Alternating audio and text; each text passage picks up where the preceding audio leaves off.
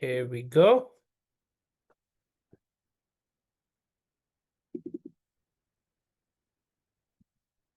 Okay.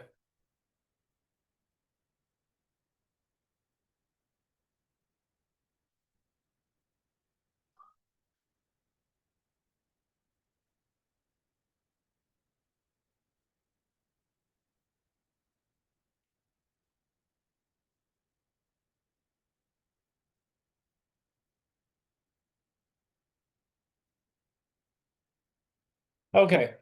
So this is question 201 over here, and the question is, you should assume that today's date is 1st March 2025. Labna and Lulu were a married couple, but unfortunately Lulu died on 24th January 2020. Lulu left an estate valued at 210,000 for the inheritance tax purposes. The estate did not include a main residence. Under the terms of her will, Lulu left a specific legacy of £40,000 to her brother, with the residue of the estate to her husband, Lebna. Lulu had made the following lifetime transfer. Chargeable lifetime transfer on 13th February 2012 of 50,000, and then potentially exempt transfer of 80,000. And both of these transfers are after taking into account of all available exemptions. The nil rate band for the tax year is 325,000. Then we have the Lebna over here. Lebna has a chargeable estate valued at 980,000. His estate includes a main residence valued at 340,000, on which there is an outstanding interest only mortgage of 152,000. On the terms of his will, Lebna has left his entire estate to his son. Now, gift to son on 22nd February. On 22nd February 2020, Lebna made a gift of 60,000 of £1 ordinary shares in Blaine Limited, an unquoted investment company, to his son. Before the transfer, Lebna owned all of the Blaine Limited shared capital of 100,000 ordinary shares. The market value of the Blends Limited ordinary shares on 22nd February 2020 was as follows. We have the holding over here, and then we had Lebna had not made any previous lifetime gifts as well, and then gifts to the friends over here are as well. Now, question number one. If Lebna were to die today on 1st March 2025, how much of Lulu's nail rate band will the personal representatives of Lebna's estate be able to claim when calculating the inheritance tax payable on his chargeable estate is concerned? Now, if he dies today, uh, the unused percentage of the nil rate band is available to be transferred to your spouse or the civil partner is concerned, right? And if we talk about the nil rate band, this is going to be technically speaking the same amount in the tax year of that of the Lulu, of both the Lulu and the Lebna over here. Therefore, the unused amount is going to be the same as the unused percentage of the current nil rate band over here, right? Because if I go and over here, if I check Lulu's nil rate band, that is going to be, I did happen to read it over here somewhere.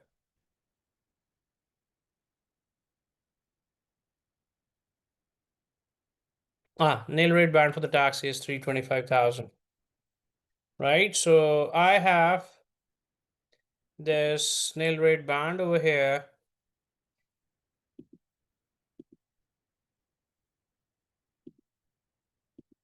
Okay, so that's 325,000. Now it had a specific legacy to brother. Now the specific legacy to the brother is what? Okay, so under the terms of her will, Lulu left a specific legacy of 40,000 to her brother, right? So 40 is something we are going to minus from here, right? And then we are going to, have this PET over here, and the PET within the 7 years of death that we have to take up over here is going to be this potentially exempt transfer, right? So that's going to be 80,000 over here, right? So we have unused nil rate band available for transfer. That's going to be 205,000 over here. Okay, here we go. Right? So this is going to be the number one's answer. This is 205. So this is going to be option B over here. Now, if Lebna were to die today, okay, on 1st March 2025, what is the total amount of the residence nil rate band which will be available when calculating the inheritance tax payable on his chargeable estate over here? Okay, so we have to calculate the residence nil rate band, right? And technically speaking, for this, the residence nil rate band is going to be equivalent to the amount that we have over here, right? It's the double. 100% is going to be available over here, na? For the Lulu and the Lebna over here, because the unused percentage of the this residence nil rate band is concerned, this is going to be available to transfer to the spouse. So if Lulu's estate did not include a main residence, therefore her full residence nil rate band is available to be transferred to the Lebna as well. So therefore we are going to have this resident nil rate band is going to be, we have the Lebanon's resident nil rate band over here, right? And that is going to be with the reference of working. And if I go into the working, this is going to be, I can say the Lebanon's resident nil rate band. So that's going to be 175,000. And we have the 100% Lulu's over here. So that's going to be 175,000 as well. So total available is going to be 350,000 over here. So the first figure, the Lebanon's resident nil rate band is going to be 350,000 over here. And with this, we are going to compare this, the lower of Lebanon's resident nil rate band, along with we are going to have the value, which is going to be the net of repayment of mortgage of the main residence, right? So if I try to calculate it, this is going to be, this was working one. Now let's just go to the working two. Value of main residence, total value was over here. I did happen to read it somewhere. Yeah, the main residence has a value of 340,000, and this is the outstanding interest amount. So 340,000 less outstanding interest, that is 152,000. So total RNB, RNRB, that's going to be available is going to be 188,000. Right? So between the two, I have to choose the lower of, right? So over here, this amount is the lower, so I will have this option D over here, right? So I will have this option D over here. Then I have this question number 3 over here. What is the amount of the potentially exempt transfer which Lebna has made to his son on 22nd February 2020, the gift of 60,000 shares in Blaine Limited after deducting any of the available exemptions over here. So if I go as far as calculating this third part is concerned, okay, so hold on for a second, please.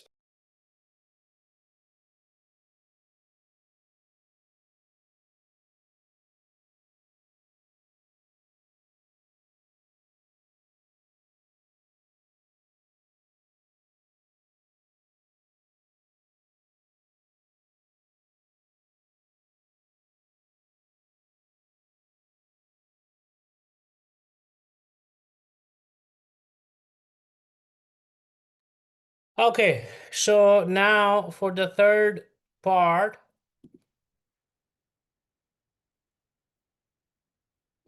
I'm going to take it a bit extra. Here we go. Now, the amount of the potentially exempt transfer over here, so which has been made to his son on 22nd February, the gift of 60,000 shares in the Blaine Limited after deducting any of the available exemption. So basically, we are going to have the value of pre-transfer over here, right? So technically speaking, it had total share value was 100,000 over here. So before transfer, the value was 7.10, right? So value of 100,000 shares into 7.10, we get 710,000 over here. And then we have value of post transfer. So when 100,000 shares, 60,000 were transferred, we were left with the 40,000 shares. And after the transfer, the value was the 40% holding, it had a value of 4.20 over here. So that's going to be 4.20.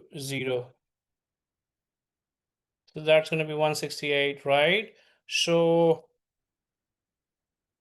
total transfer value was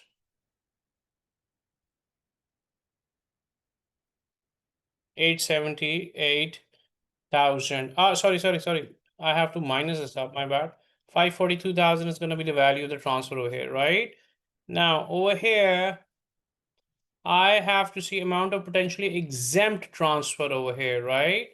So over here, I will less, my values over here, and this is going to be the potentially, I will minus, yeah, this is going to be available exemption for the CY, and this is going to be for the 3,000, and then I will have for the PY over here, and that's going to be 3,000 as well.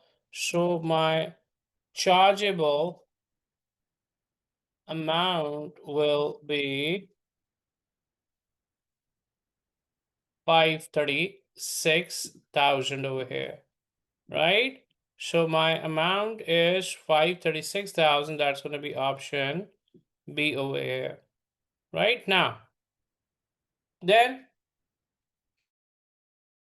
if Lebanon were to die today on 1st March 2025, what type of relief percentage reduction would be available when calculating the inheritance tax payable on the potentially exempt transfer which he made to his son on 22nd February 2020, the gift of 60,000 shares in W Limited. When would this inheritance tax be due? So we have the TAPA relief reduction over here, and we have the due date over here as well, right? Now, we all know that if the death is between the fifth and the sixth year of when, the transfer was made, right? Potentially exempt transfer was made. So the TAPA relief of 60% is going to be available at that time, right? And the due date is going to be the 6 months after the end of the month in which the donor dies over here. So if he dies today on 1st March, 6 months after, that's going to be April, after the March, April, May, June, July, August. So that's going to be 30th September over here, 6 months after. So that's going to be 30th September 2025 over here. And the taper relief available is going to be 60% over here. So this is what we are going to have as our answer over here. And then we have the question number 5 over here. What amount of cash gifts made by Lebanon to his friend during the 2024 is covered by the small gifts exemption over here? Now, if I go, Lebanon made the cash gifts of 85, 225, 190, 490 to various friends, and the gift of 85 and 190 were to the same friend as well, right? So basically the limit is basically 250,000, right? So overall speaking, talking about this one, like we have all of these amounts over here. So the gift limit is basically 250 pounds over here, right? So anything above 250 is not gonna be acceptable. So technically 490 is not acceptable, right? And then 190 was made to the same friend. So 85 plus 190, that's going to be 275. This is not available as well. So just this 225 is something which is going to be available over here, right? So the amount of cash gifts which are going to be covered by the small gift exemption is this 225 over here. Okay, so that's going to be 225 over here. Done? Okay, I hope it's clear.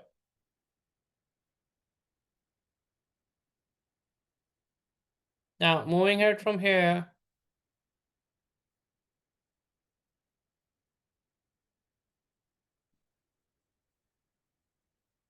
let's see this question number 2 over here. This is Afia. And if we look at this question,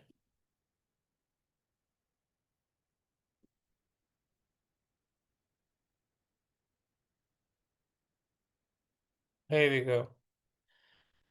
Afia died on 29th February 29th November 2024. She had made a number of gifts during her lifetime as follows. Afia's first gift was made on 14th September 2019 when she gave 6,501 ordinary shares in Cassava Limited, an unquoted investment company, to her daughter.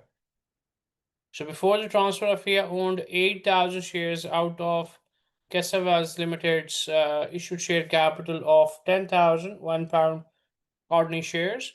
Then on 14th September 2019, Cassava Limited shares were worth £3 each for a holding of 15%. £7 each for a holding of 65%, and £8 each for a holding of 80% over here. Okay, so this is the value of the shares that we have over here. So technically speaking, we are simply going to have the value before and value after, and then we are going to have the transfer value over here, right? Okay, then moving ahead from here, the second point is Afia then made various gifts such as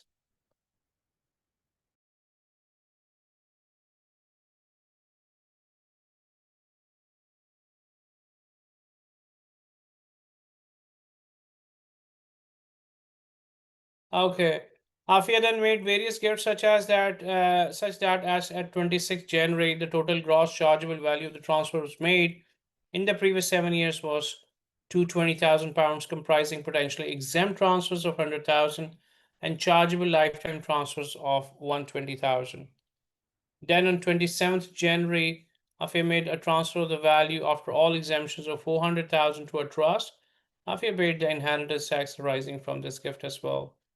Okay, so we have these three potential gifts over here. Now, if I go into the point number 1, the point is what is the gross chargeable transfer value after all exemptions of Afia's gift to her daughter on 14th September? So the gift is basically made over here, right? And this is related to, yes, these shares over here. So I'm going to solve it over here. So we are going to have potentially exempt transfer over here, which is done on 14th September 2019.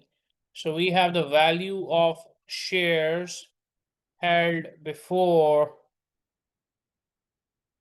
transfer, that's 8,000 total shares, right? So 8,000 shares, they had a value. This is the 80%, right? So this is £8 over here. So 64,000 is going to be over here, less value of shares held after the transfer, that's 1,500 into 3.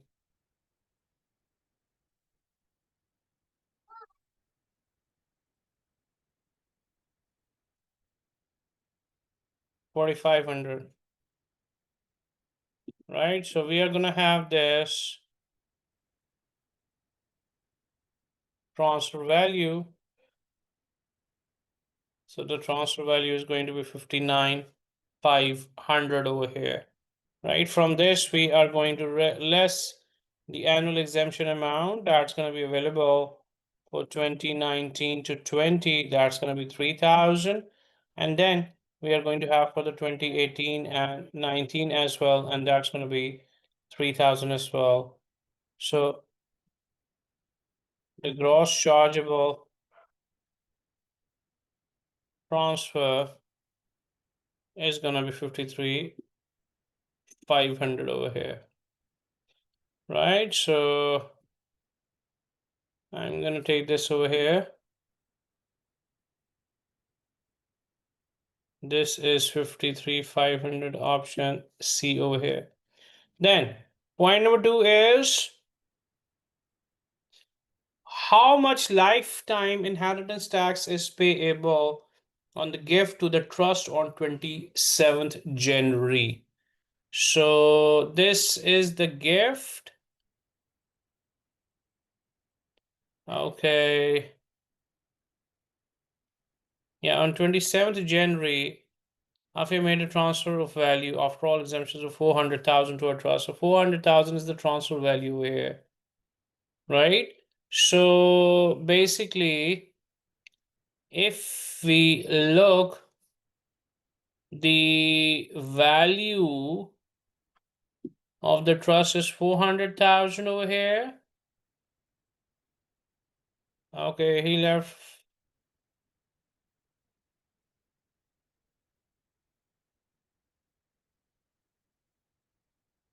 Okay.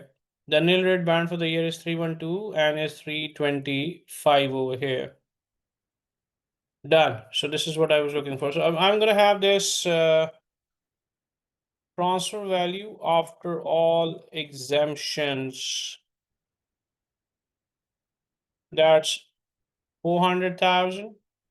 Then I am going to have my nil rate band at 325 at the date of gift.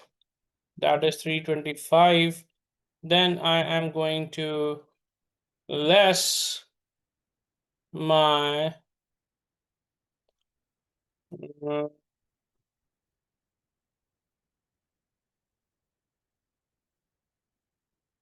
okay.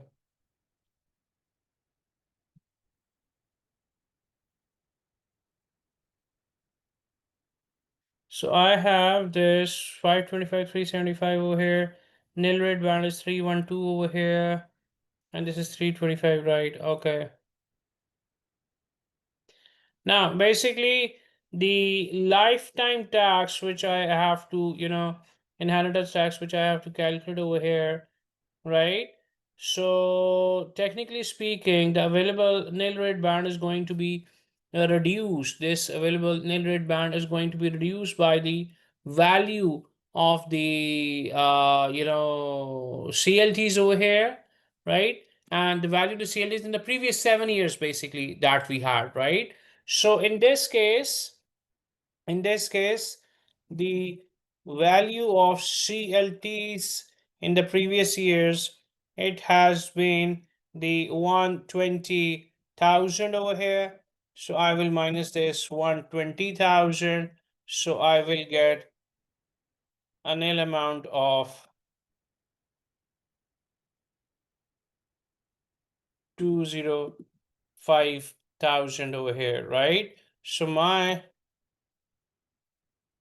taxable amount is going to be 195 over here, right? So my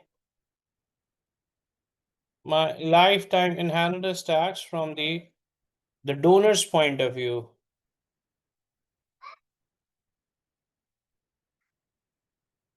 so that's going to be at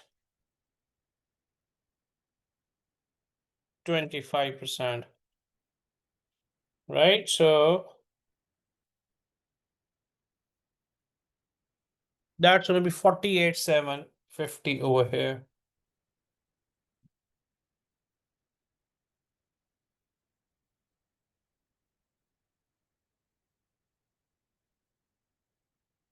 Done? Okay. Now, which one of the following main items will be included in or deducted from Afia's chargeable death estate, right, for the inheritance tax purposes? If we have to, calculate for the inheritance tax purposes and all, one thing is for sure, and that is the debts. I mean, if you have any debt or something, they are only going to be deductible if they were outstanding at the date of the death and were imposed by the law, right? So her main residence is going to be there. Done. Then the funeral expenses, yes, these are going to be deducted from the chargeable tax as well. Then the annual exemptions. Now, if I talk about as far as the annual exemption is concerned, that's only going to be available for deduction from lifetime gifts in the calculation of the, like, as far as the annual exemption is concerned, right? It's only going to be available for the deduction from the lifetime gifts in the calculation of the lifetime tax, basically, right? So they cannot be deducted from the death estate over here, right? So we cannot have this one over here. Then we have the shares held in an individual saving accounts. Yes, we do the investments over here. 10,000 pounds held in the guilds over here. The guilds are going to be over here as well. And then 500 owed to a friend through a verbal agreement. And owed to a friend through a verbal agreement is not a debt imposed by the law. So it's not going to be deductible over here. So we will have this A, B, D, and E as our answers over here. Done? Okay, next. What is the total amount of nil rate band or bands that AFIA could claim in respect of unused nil rate bands on the death of her husband over here? Now, the nil rate band at death, this is nil rate band for the years 3-1-2000, right? Now, chargeable estate to daughter. Let's see this one. He left 46,800 to his daughter. So this 46,800 is going to be deducted from here. So unused nil rate band, which is available for transfer, that's going to be 265,200. Then we have the percentage of nil rate band at death. So that's going to be 265,200 by 312,000 by 312,000, right? So that's going to be what? 265 by 312, that's going to be 85% over here, right? So if it's 85% over here, so we can have the available nil rate band.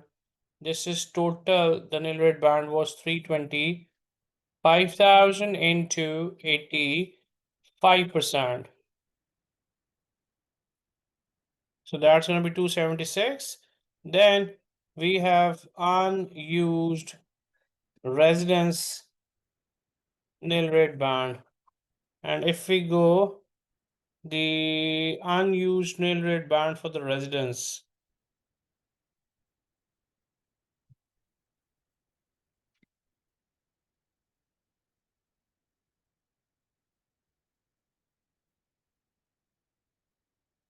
where is the unused nil rate band? I did happen to see it over here.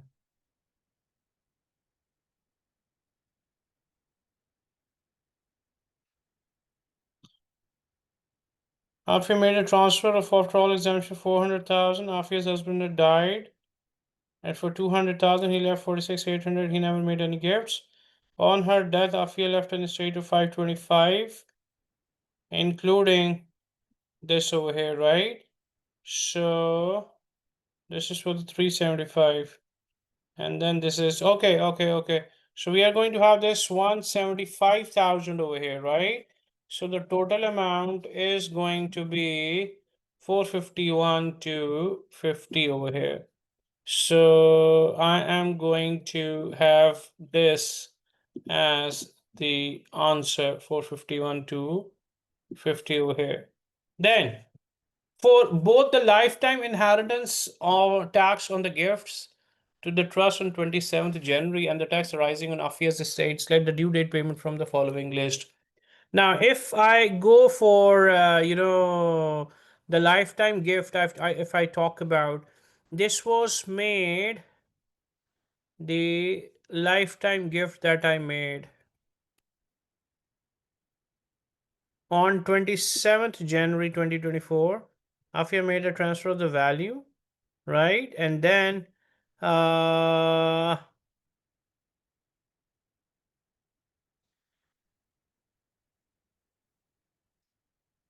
this is the one over here. Okay. And this, the gift has been made over here on 14th September as well. So technically speaking, if I talk about the lifetime gift, it has been made between the October and the 5th April, right? In the tax year 23-24 now. So the due date is gonna be on the 31st July 2024 over here, being the 6 months, right? 6 months after the date in which the gift was made. And then the due date on the inheritance tax is going to be 31st May over here. So this is going to be, the tax on estate is going to be on 31st May, whereas this is going to be 31st July 2024 over here, right? I hope it's clear to you. I mean, you have to remember the dates over here. These are the basics, right? Just look at the date at which the gift has been made and all, and then you can move forward accordingly with that, right? Now, I'm going to start this question 3 now in 2 minutes only, right? In 2 minutes, we'll start this question.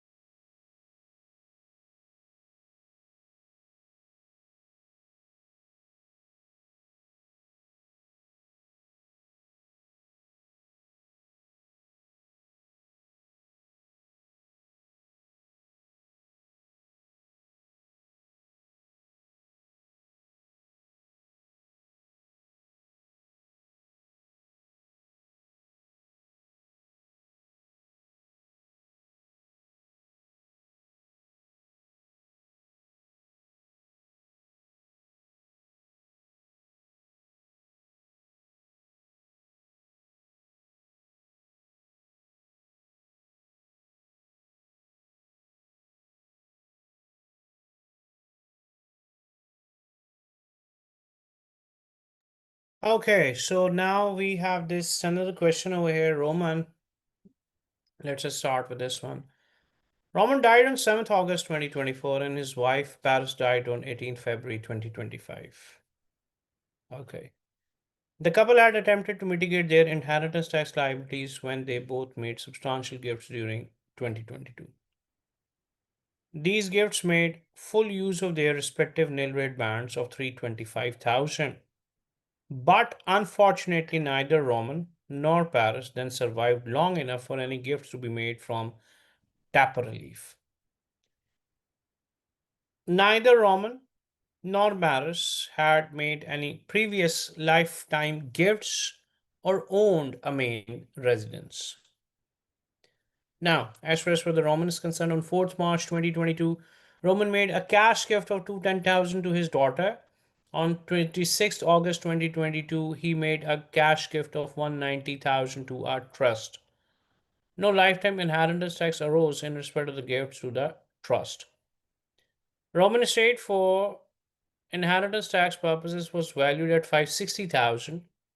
Under the terms of his will, Roman left 300,000 to Paris, his wife, and the residue of his estate to his daughter. Then we have the Paris over here that on 12 December 2022, Paris made a gift of 75,000 £1 ordinary shares in Capital Limited, an unquoted investment company, to her son. So before the transfer, Paris owned 100,000 of the Capital Limited's 250,000 ordinary shares. So the market value is given below over here. Then we had the cash gifts over here, and then we had the inheritance tax purposes of the Paris estate over here as well. Okay. Now we have to start with the question number one over here.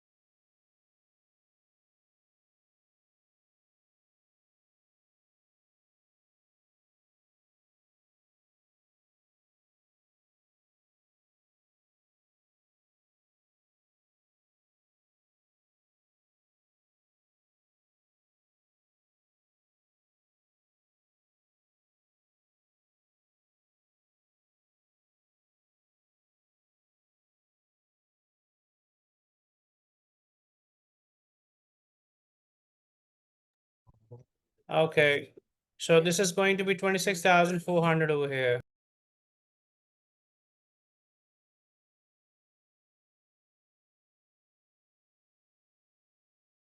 Now, if I go into the question number two, who will be responsible for paying the inheritance tax arising from the Roman's gift to the trust as a result of his death? And when will the tax be due? So we have to select the appropriate, option over here. Now, if I talk about the payment of the tax is concerned, obviously the trustees of the tax the trustees of the trust, they are responsible for paying the inheritance tax arising on the trust on the death over here, right? So the inheritance tax is due to be paid within the 6 months from the end of the month of the death over here, because eventually the estate is being, or the gift is being transferred to the trust over here now. So the trust has to take up the responsibility for as far as paying the tax is concerned, right? And the time limit for the payment is going to be 6 months after the death of the person doing the gift over here. So let's say it's the Roman over here who made it. Yes. And then Roman died on 7th August 2024. He died on 7th August. So just simply calculate the 6 months after that. So it's going to be September, October, November, December, January, February. So it's going to be 28th February over here.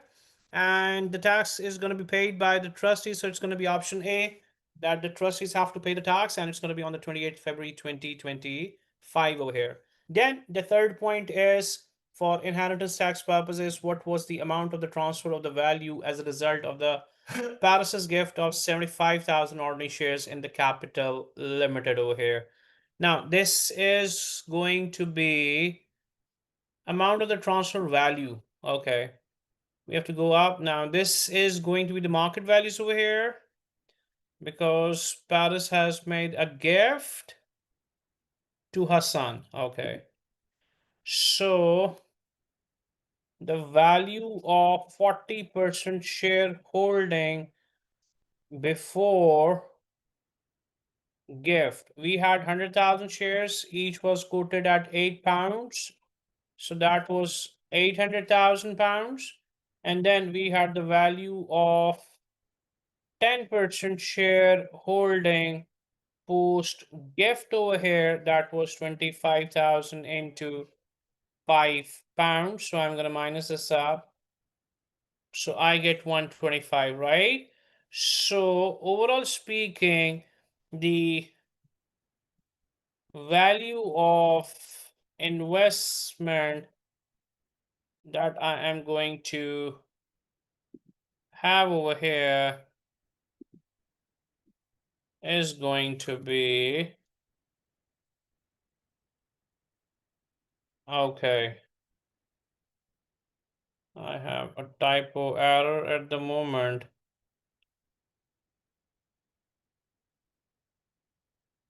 So that's going to be the sum of this. So this is 675 over here. Here we go. So this 675,000 is going to be the amount of the transfer value that we are going to take into account over here. Then the question number 4, it's asking what is the amount of the cash gifts made by Paris to her friends during February 2023 are not covered, right? Not covered by the small gift exemption over here. Now, we all know that if you are doing the small gifts to your friends, the threshold value is going to be the £250,000 annually, right? So if I go over here, I just have to see Paris also made cash gifts of 80, 210, 195, and 460. The gift of 80 and 195 were to the same friend over here.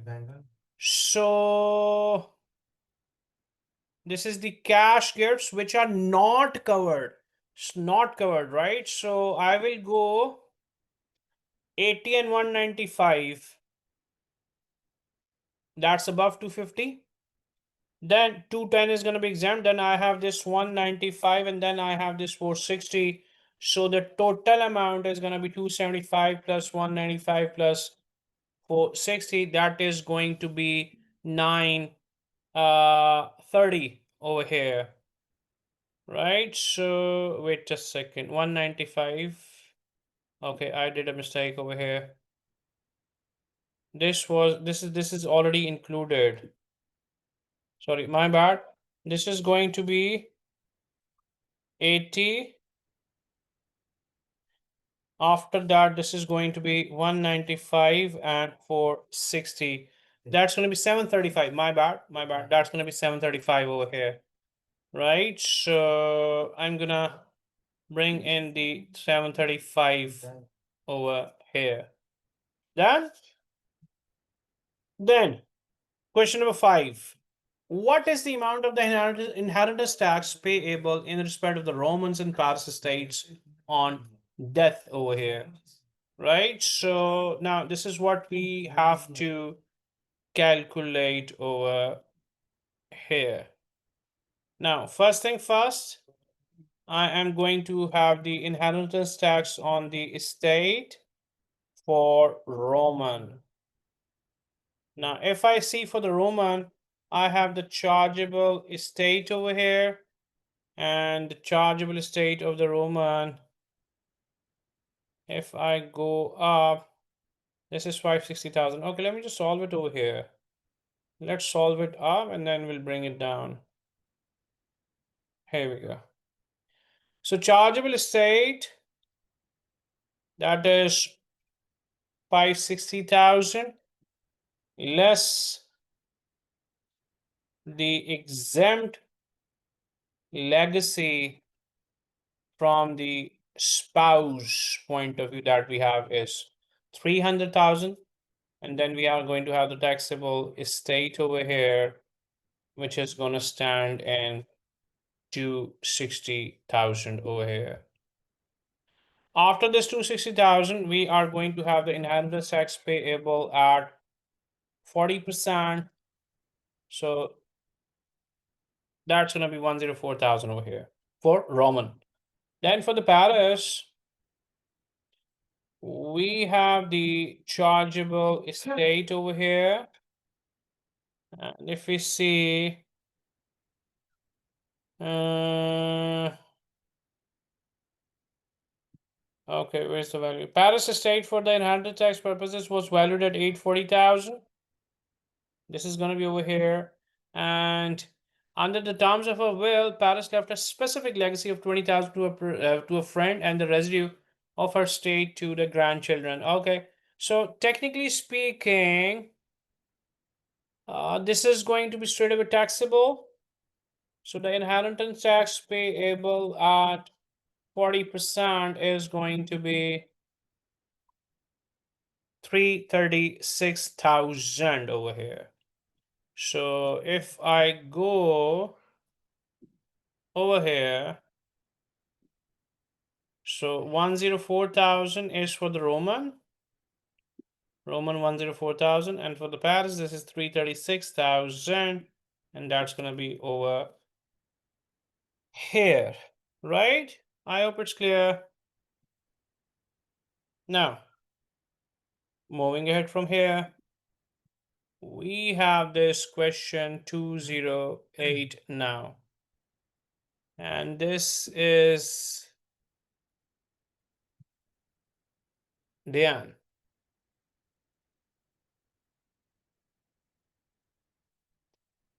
Okay. You should assume that today's date is 5th March 2025. Diane's father died on 14th September 2024.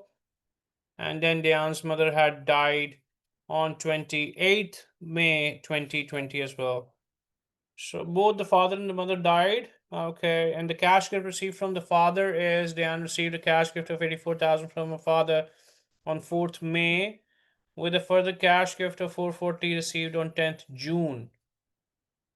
So first he received 84,000 from the father on in 2019, and then in May 2019, and then right in the May same year, June the same year, he received 40,000 more.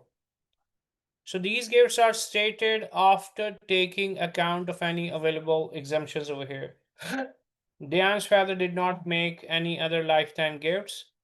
Father's chargeable estate for inheritance tax purposes, the chargeable estate of the Diane's father is valued at 1.134 million pounds, and this is calculated as we have this working over here.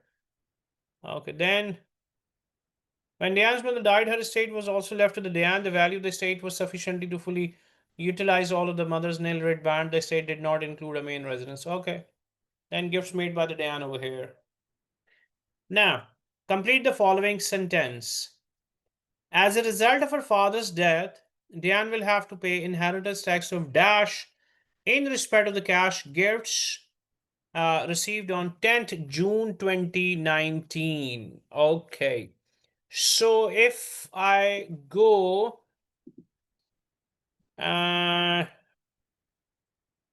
if I calculate the PET over here, so I have my transfer of value. So total I have received this 84,000 over here and this 440,000 over here. Right? Okay. Now with this, we are going to have the nil rate band at death. That is 325,000. From this, I am going to less the chargeable transfer for less than equal to 7 years. So that's gonna be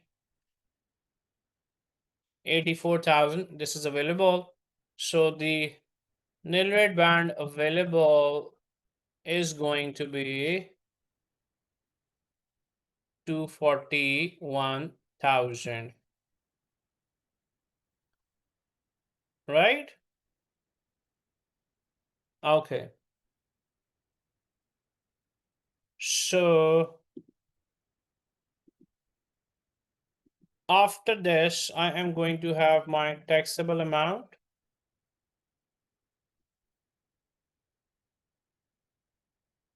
So the taxable amount is going to be 199,000. So inheritance tax payable is going to be 199,000 into 40%.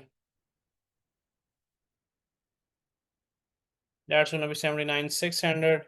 Now I am going to less my tapper relief over here, and the tapper relief which is going to be available over here is, if I see the gift has been made on 10th June 2019, he died on 14th September before okay 2024.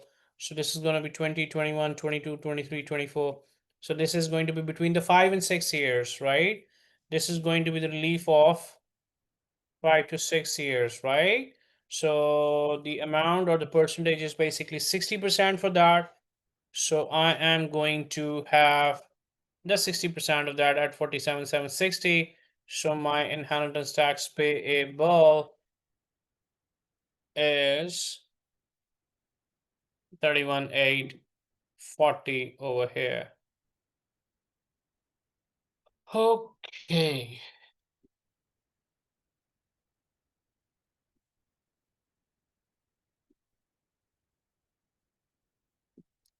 Now, moving ahead from here, how much inheritance tax will be payable in respect of the chargeable estate for the Diane's father, valued at 1.134 million over here? Now let's just go over here. We have this father's chargeable estate. So this is going to be a death estate for Diane. So we have this gross chargeable estate, that is 1134000 over here. We have nil rate band at death of 325,000. We are going to less the chargeable transfer for less than equal to 7 years, so that is 524,000, right? So we are going to minus a zero amount from here.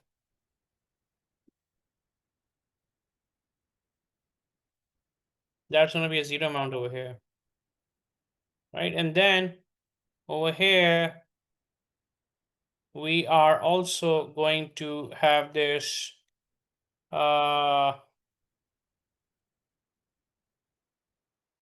RNRB, right? For the 1 year is going to be 175,000. Then RNRB transferred from spouse is also going to be 175.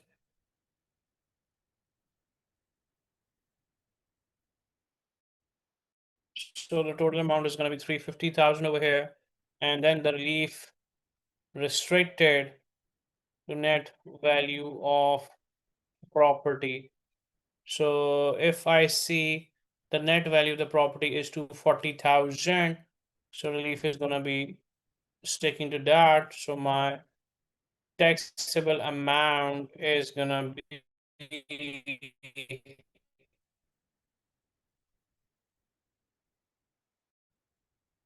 894,000, be 894,000 into 40%. 357, 600 over here.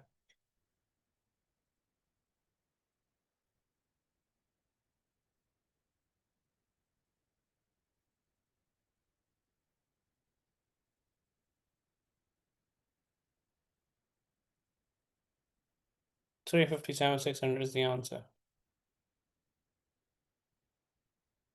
Okay, moving ahead from here, we have this question number 3 over here. Which two of the following deductions will have been permitted in calculating the debts and funeral expenses figures of 76,000 in the chargeable estate of Diane's father? Which two of the following? So the legal fees of a friend which Diane's father had verbally promised. Verbal promise is not a valid debt. Capital gain tax payable in respect of the tax year 23-24. Yes, this is gonna be payable by him. And then we have the credit card debts. Yes, the credit card debts are something like which he will have to pay, right? So this is going to be the B and C over here. And then an electricity bill which Diane's father paid on 5th September, right? So this the bill was paid before the debt, so no issues with that. Now, identify by selecting the relevant boxes in the table below the due dates for the inheritance tax payable in respect to the lifetime cash gift of 450,000 received by the Diane on 10th June, and the inheritance tax payable in respect of her father's estate valued at 1134. Now, if I talk about this one over here now, this is simple and straightforward. Simple and straightforward, as in the sense, uh, the tax on both the lifetime and the chargeable estates, they're always due 6 months after the month in which the father died. Simple, right? So 6 months after the father died, this is gonna be there, right? So for the lifetime, that is gonna be when the father died. The father died on 14th September. Just simply count the 6 months. So September, October, November, December, January, February, March. It's going to be March over here. So 6 months, it's going to be the 31st March lifetime gift, and then 31st March, the chargeable gifts as well. Right. And then question number 5 is, what is the amount of the lifetime inheritance tax payable by Dan in respect of the chargeable lifetime transfer of 520,000, which she made to a trust on 1st March 2025 over here? Okay. Now, if I see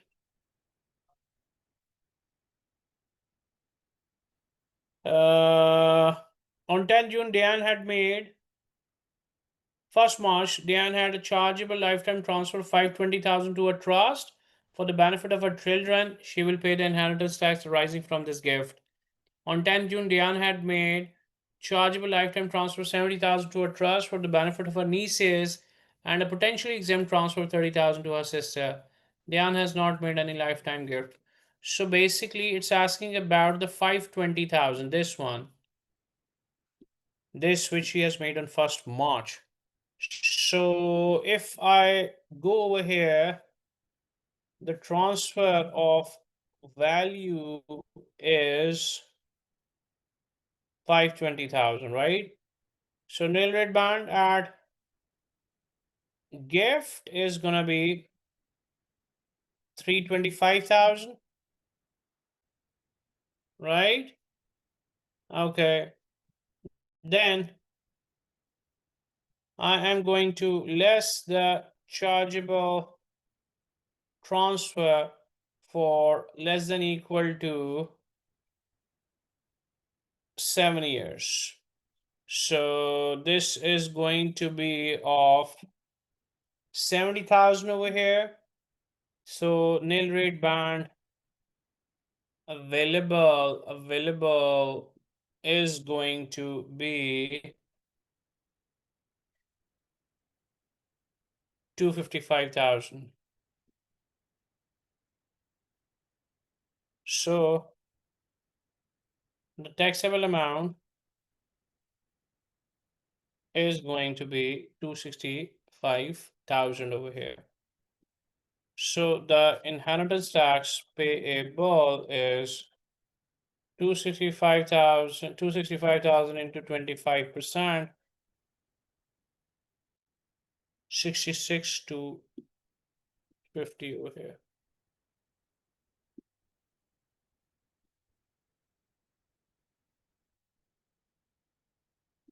66 to 50 over here.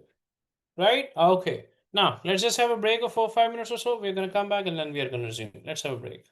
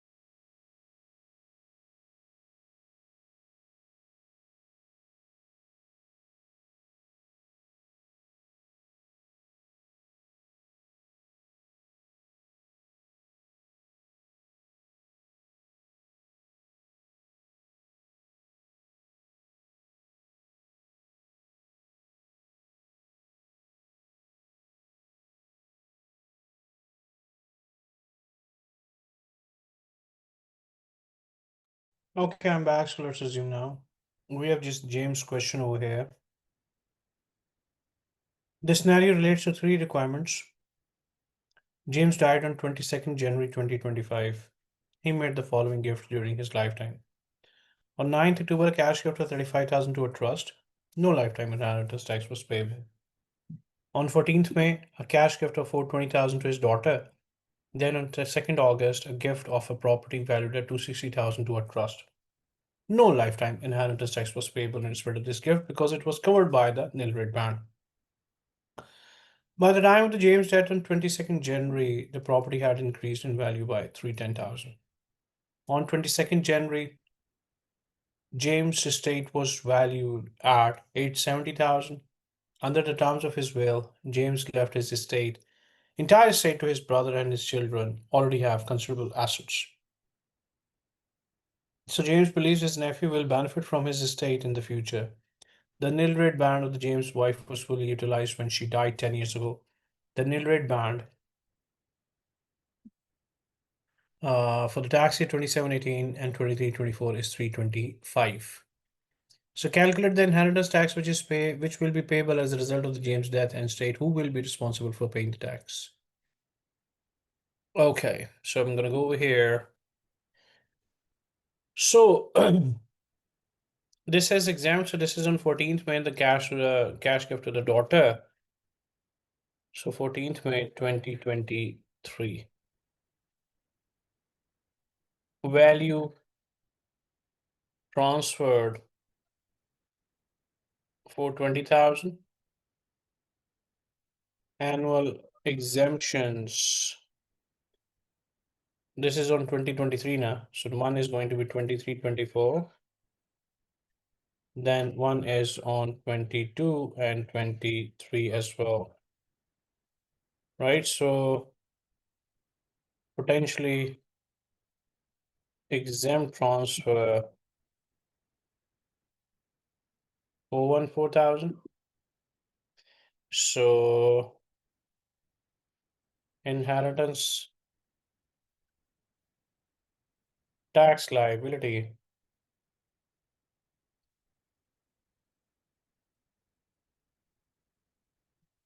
Okay. Now, as far as the inheritance tax liability is concerned, we have a nil rate band. Let's just go to the working. We have a nil rate band of 325,000, right? Now, the chargeable lifetime transfer.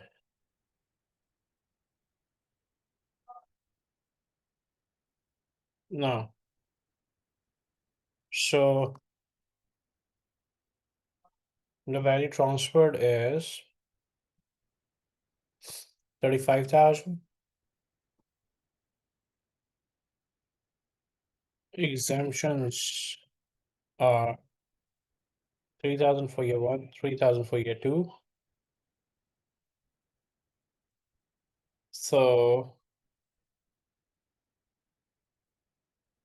that's 49,000. So the net amount is going to be 296 over here. So inheritance tax on 296,000 is going to be nil. So that's going to be 0. And then on the remaining amount, 414 minus 296 is going to be at 40%. 414 minus 296,000 into 40% is going to be 47,200 over here. Now, as this has been given to the James' daughter, so James' daughter will be responsible for paying the inheritance tax of 47,200 over here, right? Second part is explain why it might have been beneficial for inheritance tax purposes. If James had left a portion of his estate to his nephew rather than to his brother, right? So rather than his brother, if it was left to the nephew, then what difference would have it brought over here? You know, if straight away it was given to the nephew, then the charging of the inheritance tax when his brothers dies, right? It would have been avoided, right? Because the gifts will only then be taxed once before being inherited by his nephew rather than twice. Because now, as it has been gifted to his brother, so it will be taxed over here. Then, from his brother, when it will be transferred to his nephew, then again the tax will have to be paid, right? So, technically, the double taxation is going to be there. If it was straight away given as a gift to the nephew, then the tax would have been avoided over here. Done? Then explain why it might be advantageous for inheritance tax purposes or for a person to make the lifetime gifts, even when such gifts are made within 7 years of death over here. Um, if we talk about over here the value of the potentially exempt transfers and the chargeable lifetime transfers are fixed at the time when they are made, number one. Number two, even if the donor does not survive for 7 years, the TAPA relief will reduce the amount of the inheritance tax payable after 3 years. So if I look over here, the James would have saved the inheritance tax, like, if he would have given the lifetime gift property now. So look over here, this is the 310,000 over here, this is the 260,000 over here. So technically speaking, if I look over here, uh the value of the tax would have been 310,000 minus 260,000 into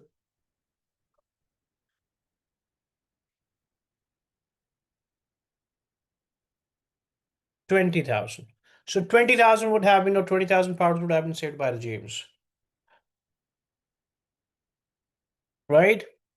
I mean, this could have been done as well. Now, your answer should include a calculation of James inheritance tax. Okay, we have already done this as well. Now, let's just go to question number 253 over here. And this is going to be the D Limited has held shares in 4 trading companies for a number of years. All 4 companies prepare accounts to 31st March, right? So we have a year end of 31st March 2025 over here. The following information is available for the year ended uh, uh, 31st March 2025 over here. So we have the residents. These 3 companies are resident over here. This is the overseas company over here. And then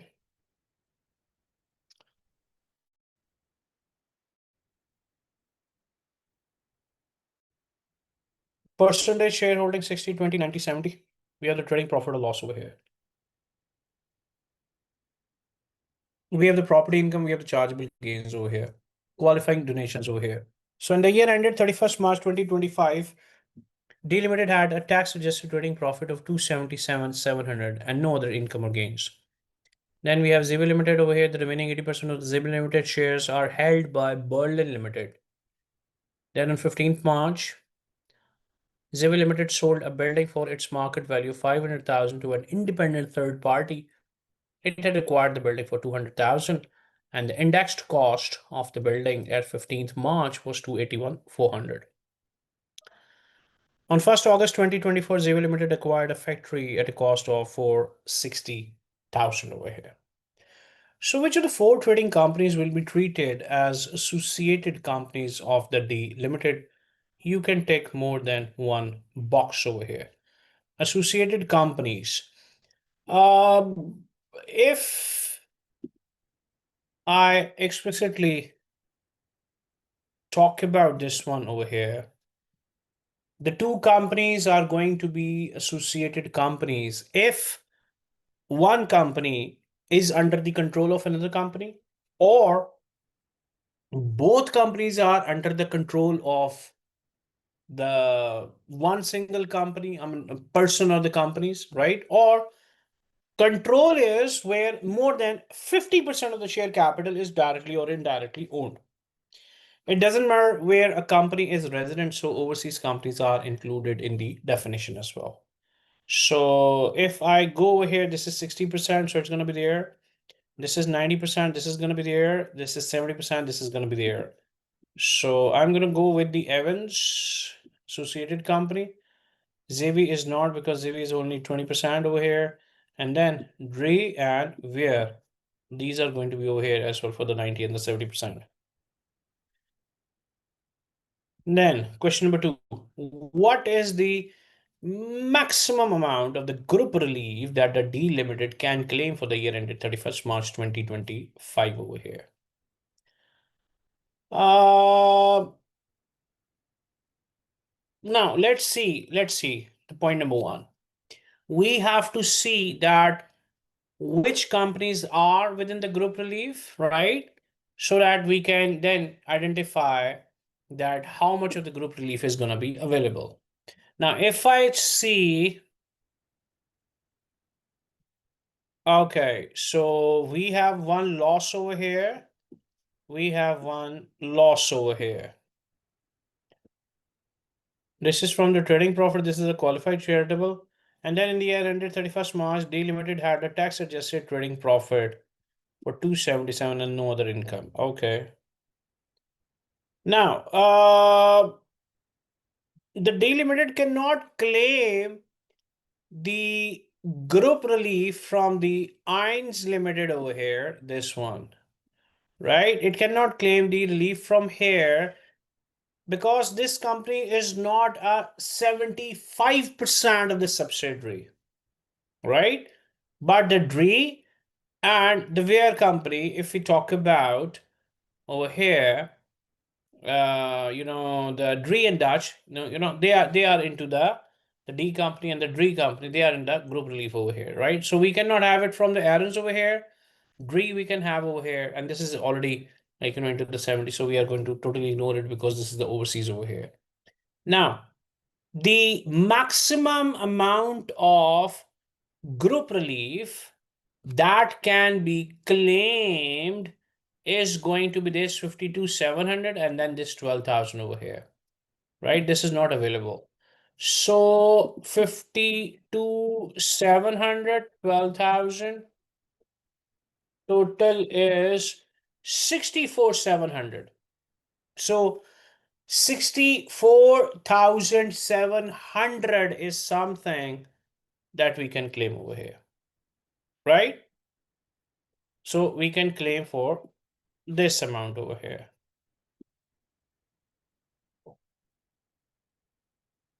Okay, this is going to be claimed. Now, what is the amount of the gain arising on the sale of the building by Ziva Limited that can be rolled over into the acquisition of the factory over here? Now, the building. On 15th March, Ziva Limited sold a building for its market value of 500,000 to an independent third party. It had acquired the building for 200,000 in May 2006. The index cost of the building at 15th March 2025 was 281,400, and on 1st August 2024, Ziva Limited acquired a factory at a cost of 460,000 over here. Now, sale proceeds, they are 500,000 over here because the building has been sold for 500,000. Look, this one. Now we are going to less the index cost over here, and the index cost was this one. The index cost is 281,400.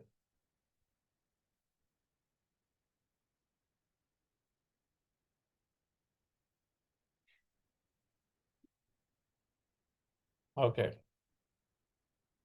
So the indexed gain is going to be 218,600 over here. So 218,600 is going to be the index gain over here. So from this, we are going to less the rollover relief over here, right? Now, as far as the rollover relief is concerned, this, partial investment is there, right? So this amount has not been reinvested is going to be immediately chargeable for the tax over here. Done? So we can straight away have we got a new factory over here for 460,000, right? And the index cost of the fact building is basically 281 400 over here, right? So we are going to have the rollover relief as 178 600 over here. So the gain chargeable is going to be 40,000 over here. How? There's 500,000 minus 460,000. This is the cost. 500 is the market value. So 40,000 is going to be the chargeable gain over here. So technically the rollover relief is the amount over here. Done. I hope it's clear to you. So this is going to be the question number 3.